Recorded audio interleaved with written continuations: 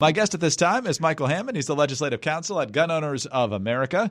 He joins me now to talk about the gun debate playing out in Virginia, just outside the nation's capital, where Republicans narrowly control both chambers of the state legislature, but there is a Democratic governor intent on pushing legislation that he says is necessary to reduce gun violence. However, a subcommittee within the Republican-led state Senate has killed the legislation, leading to a political fight in this year's midterm elections. So, Michael, thanks very much for your time today, as always. Thank you for having me. Well, we got a little bit of a preview of what was going to be in this legislation a couple of weeks ago, including that Democrats wanted a complete ban on the sale, purchase, possession, and transport of undefined assault firearms, as well as any firearm that is equipped with a magazine that holds more than 10 rounds of ammunition, which Second Amendment advocates have pointed out could make many Virginia gun owners criminals already.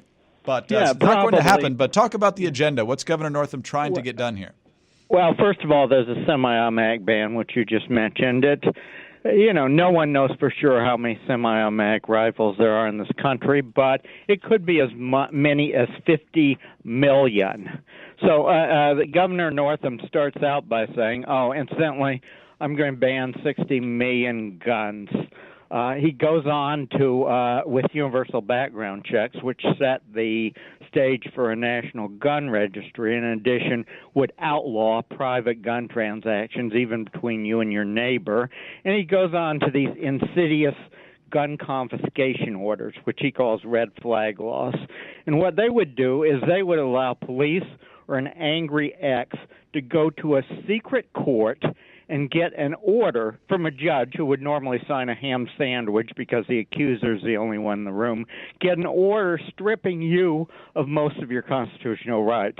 Now, what customarily happens in states that have these is the police arrive in the middle of the night, ready to ransack your house, and if you resist in any way, they will arrest or even kill you. And if you think that's fanciful, the Maryland suburb of Ferndale, a man named Gary Willis got that knock on the door at 5:17 a.m.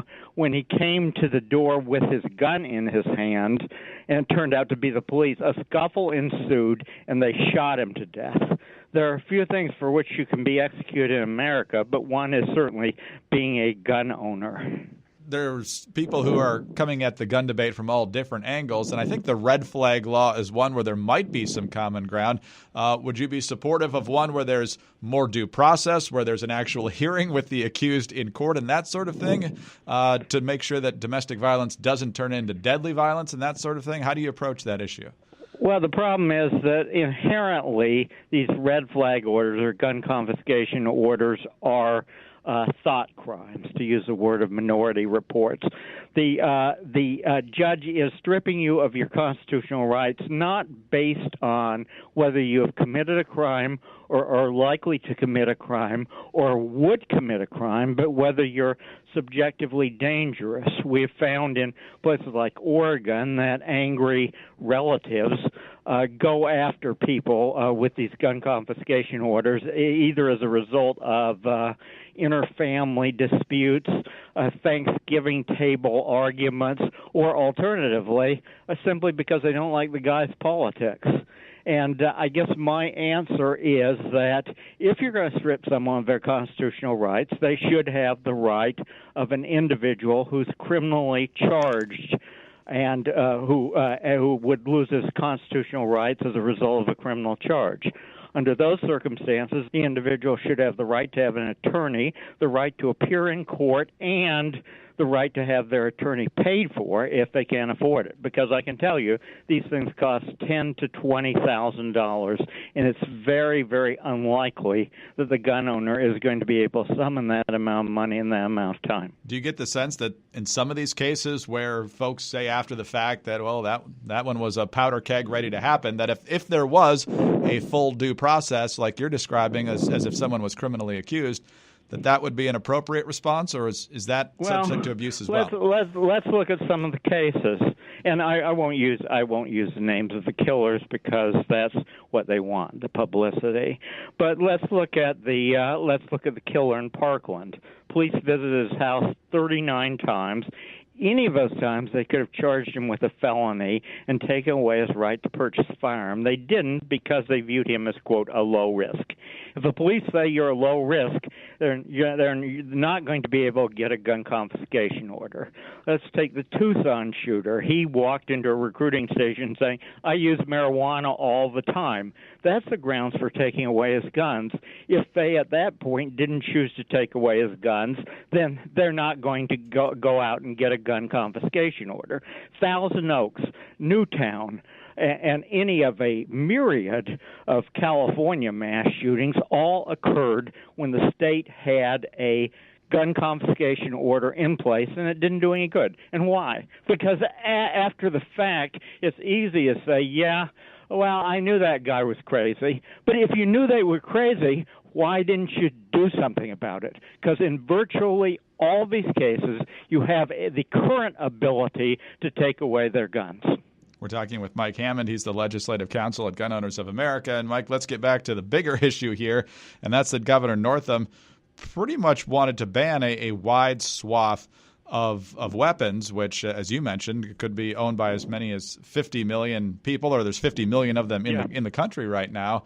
What does this tell you about where politicians are on this issue right now? Because Ralph Northam certainly ran in Virginia, since I live there, I know, as a guy who, yes, he was a Democrat, but he's a fairly moderate one. What does this tell us about the party at large? That's been the case in the races in 2017, 2018. Basically, the Democrats who ran, even with the support of Michael Bloomberg, ran on issues like health care. I'm a moderate Democrat. I will work across the aisle when it's appropriate for me to do so.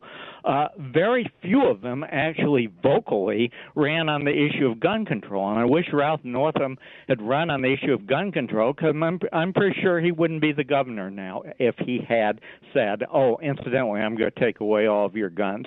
So there are these people who ran on other issues, health care, working around the aisles, hating Donald Trump or whatever.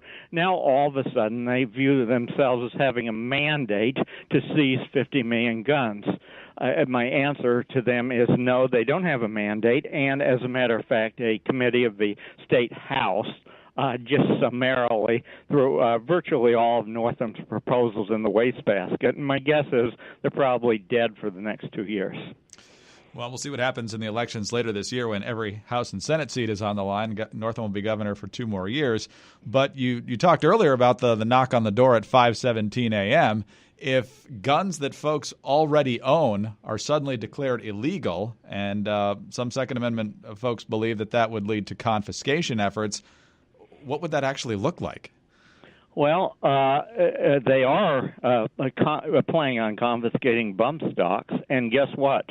The Trump bump stock reg also implicitly bans AR-15s as well. So I think we're rapid. I don't think Trump will seize them, but I think the next administration that gets charged of that reg and wants to seize guns can use it to do that.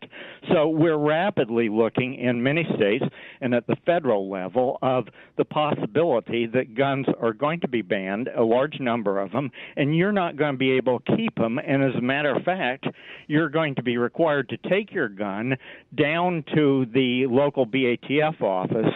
Yeah, you can probably throw them in the river, but they're going to probably get a list of 4473s, and when they do, good luck proving that you threw it in the river. So you have to take your gun down to the BATF office, turn it in, and guess what? You're not going to get any money in exchange for that. We view that as an unconstitutional taking. We're suing over that very issue, but I think that's the direction we're going increasingly. Well, it seems to be dead for the moment in Virginia. It'll definitely be an issue, I'm sure, that's discussed a lot in the presidential campaign, at least on the Democratic side of the aisle. Mike, thanks very much for your time today, as always. Thank you for having me. Absolutely. Michael Hammond, Legislative Counsel at Gun Owners of America. I'm Greg Columbus, reporting for Radio America.